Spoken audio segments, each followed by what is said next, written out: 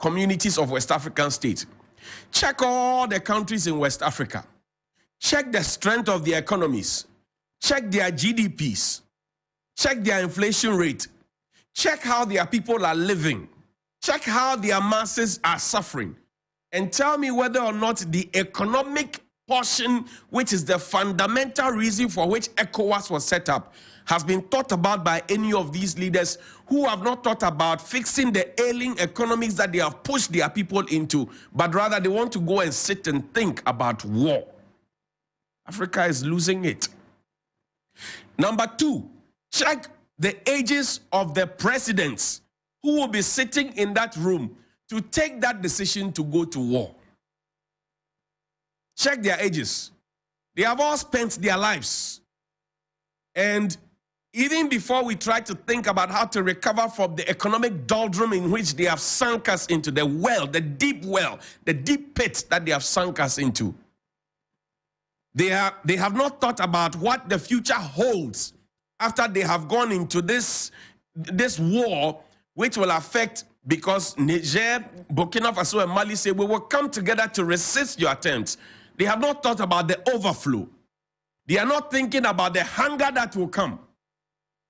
Already the price of onions in Ghana has gone up, and we know why. So we need to tell them in their faces that, look, you have already failed us. We are still tolerating you because it's a democracy. Don't come and add insult to injury. Stop the jokes. Somebody tell ECOWAS, stop the jokes. Your first job and the first reason for coming together as countries within the West African sub-region is the economic communities of West African states. How do you leave the economic and go and focus on war? Somebody tell ECOWAS to stop the joke if nobody has told them already. Now, a senior citizen yesterday had a conversation with me and says, these days, I see very little of a paid information minister, because there's been Jato and the Ministry of Lands and Natural Resources and some acres of land that he was giving. You remember that what Honorable Suhini brought? There's also Kudjeto Ablakwa and Honorable Eslawoswe Kufu, some contract issues. There's the Saglemi housing project. There's the dams that we saw that have been dried up and how we are not producing much and all of that. Somebody's asking, where's our information minister? Please put this picture up there. He's a member of parliament. Then he asked me, maybe he's too busy following our vice president around, so he may not be focusing on his primary job. I said, no, I disagree with you, because Kojo is focused on his job. So the president is not speaking to us, but at least can the principal mouthpiece of the government, put this picture up there, please. The principal mouthpiece of the government, can he speak to the people of Ghana? And you see, there's a very beautiful picture of Mr. Oppong Nkrumah. He's also MP for Fasia Yerebi. He's going again. So I'm Minister for Information. And the question that the citizens are asking, this is one of the senior citizens of this country, and I have a lot of them as my friends. They ask, where is the information minister? Because, you know, in the past, when we had issues, Cecilia Dapa issue, we had the Bank of Ghana issue, you know, IMF and all of that, Mr. Nkrumah would have come to give us some clarification like this. Listen. The fact that people haven't been allowed to go back coming up with these reports does not mean that the entire exercise has been a failure. It is a challenge that needs to be dealt with at this point in time. But the president, like he said from the beginning, remains very committed to the fight against irresponsible and illegal mining. The processes over the years have been largely successful. We have a current set of challenges. You can't run away from the current set of challenges. You've got to face it head on and find a way to win in that space as well. So that was Mr. Oppong Nkrumah. And I remember at that press conference, somebody had asked a question, one of the journalists had asked a question and said that, oh, the Galamsey fight had failed. And he clarified what was it. Now I don't know what the position will be on the Galamsey fight at all, and whatever it is, as to whether we have failed or we have not failed. We all know what the story is. And I leave it there. Now, Sam Okudjeto Ablakwa and Associates, they are the legal representatives of Madame Cecilia Abena Dapa, And they have had cause to write on the 11th of August 2023, written to Multimedia Group, and they are asking for a retraction and an apology. Now, there are 3 pages in the document. They have detailed the different times at which the broadcasts were made, and they have also spoken about the OSP's rebuttal of what comments were made and that it didn't come from the OSP and all of that. They have said that, well, in spite of the rebuttal, they still went ahead and published at different times. Let's see what they are asking Multimedia to do. That's on page 3 of the document. Page 3 of the document, right? Page 3 of the document that was published. Now, let's see this particular one. And the third portion of the document that had come, third portion of the document that had come, well, this is the second portion. Play me the third document. Show me the third document. All right? So we are by this letter demanding that your outfit retracts the false information it has published and apologizes to our clients within 3 days from the delivery of this letter, using the same means and coverage with which it was published. The false information, failing which we have our clients' firm instruction to institute legal action and bring the full force of the law to bear on your outfit for the damage, etc., etc. So, rightfully so, they have the right to write this letter to Multimedia and to whoever had made the publication.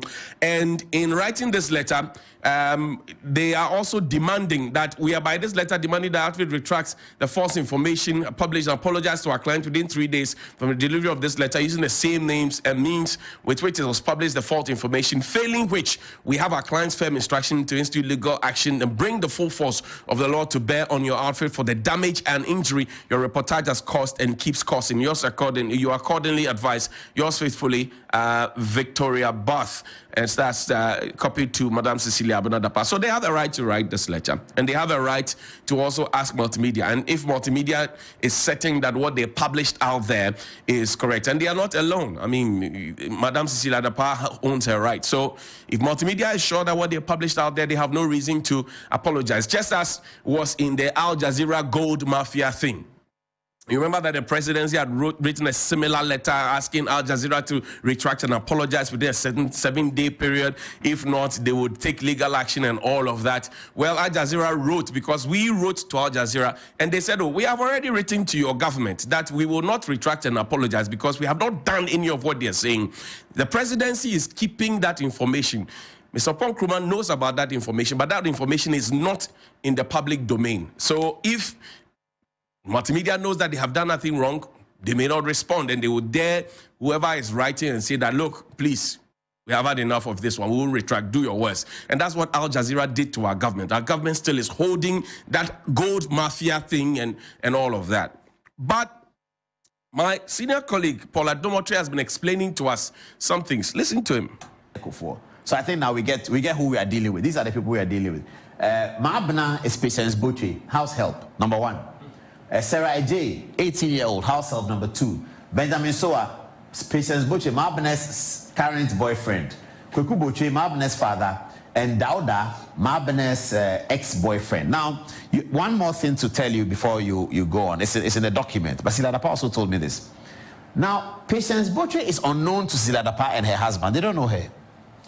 They know Dauda, who works for Cecilia Dapaah's husband. Dauda comes to them one day and says that, my mother and my father have a problem. What is the problem? I have gone into a woman who is at JSS, and she says she's pregnant. She's called Patience Botwe. This is the problem I have. And they say, hey, she's pregnant? Yes, she's pregnant. She's a small girl, JSS. And I have made her pregnant. And they say, but Dauda, how much resources do you command that you're going to be able to look after a child? So you know what you want to do? You know what we'll do for you? Go and bring your baby mama, who is still pregnant, to come and live with us. And she will work here 3 times a week so we can give her some money and it can help the child. This is very interesting, and it will be very painful to the couple. Dauda goes on a frolic of his own to go and impregnate Patience. Patience is pregnant. Dauda is concerned. Dauda has such a good relationship with his bosses, Cecilia Dapaah and her husband, that he's able to confide in them that I'm in trouble, I've impregnated somebody. And they said, oh, Dauda, don't worry. Go and bring her to come and work here. She'll work 3 times a week. So that's her. And then Mabna is a regular 18-year-old maid servant who lives permanently with them. But she comes 3 times a week. As she starts the work though, and as she has the child now, she has stopped with this man, Dauda. Patience and Dauda have stopped. Patience is now dating Benji Bensoa. He's the one that Patience is dating now. I don't know whether Benji knows that Patience's child is by Dauda, who is also working in the same place as. So that was the explanation that was given by my senior colleague Paula Domotry. So in that, he said, Madame Cecilia Abena Dapaah told him. So that is his narrative, that Madame Cecilia Abena Dapaah told him. So it is based on information that he had. That's why he said what he did. There are 3 schools of thought here. Number 1, Mr. Domotry may be acting on his own as a journalist who is just interested in informing and educating the public. So he went to seek further clarity, as we do in our work, audi autorem patem, to ask Madame Cecilia Dapaah, what is your side of the story? And he's been very consistent since the matter broke, telling the side of Madame Cecilia Abena Dapaah's story. That's 1. 2, is Madame Cecilia Dapaah herself, you know, giving the president's response to him. Please put Madame Dapaah's picture up for me. Is Madame Cecilia Dapaah herself, did she choose Mr. Paula Domotry to speak on his behalf, or on her behalf, sorry? Did Madame Cecilia Abena Dapaah choose, Paula Domotry to speak on her behalf? That's the second leg of the conversation. Number 3, is Mr. Paula Domotry doing this because, first of all, he's an appointee of the government. He has not denied that. He's a board chairman of the Ghana Airport Company, right? He is also told us publicly that he's an apologist of Nana Addo Dankwa Akufo-Addo. He loves him. So is he doing this to save the face of the government, as it were, because the people are not too excited that the cabinet minister could keep that much money at home when, in fact, we had been told that the banking sector had been cleaned up and people could go and have confidence and keep their monies in there and all of that? These are the 3 schools of thought that come. But from the narrative that Madame shared, Mr. Paula Domotry shared, there are questions that must be asked. The first question is that Madame Cecilia Abena Dapaah engaged the services of a house girl or a housemaid who was in JSS at the time. And JSS is part of our basic school. Please put the minister's picture out there for me. JSS is part of the basic school structure.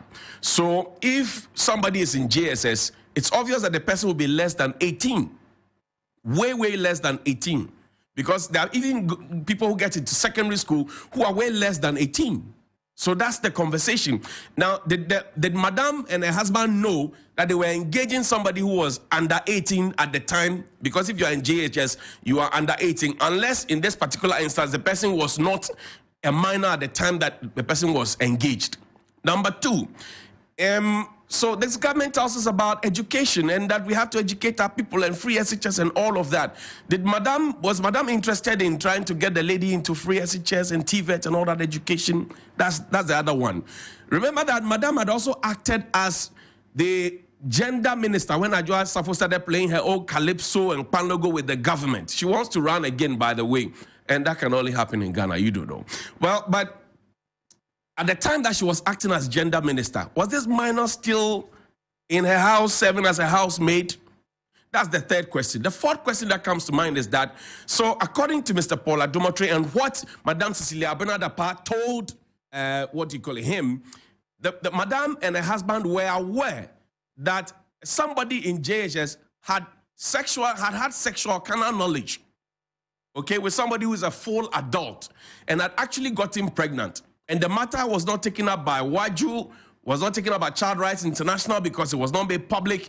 Then we asked that bring the JSS girl home and let's take care of the JSS girl, employ the JSS girl as a housemaid.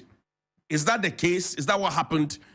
Now, the 5th question that comes to mind is, these are house girls that Madame didn't personally know. Now, Madame was a cabinet minister.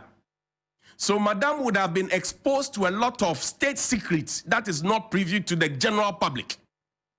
In journalism, we call it D notices.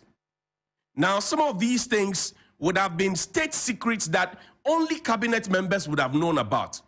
What kind of security sweeping or vetting was done on these girls before they got into the house of Madame Cecilia Bernard-Dapaah, who is a cabinet minister, was a cabinet minister at the time? That's the fifth question. What kind of security sweeping or vetting was done of them or on them before they were engaged by Madame in her home?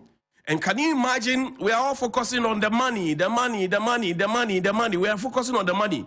Can you imagine the types of phone calls that the girls may have eavesdropped on? Because if they are qualified enough to take $1 million from the home, as has been alleged, if they are qualified so to do, that means that they might have heard a lot of things that they might have told other people.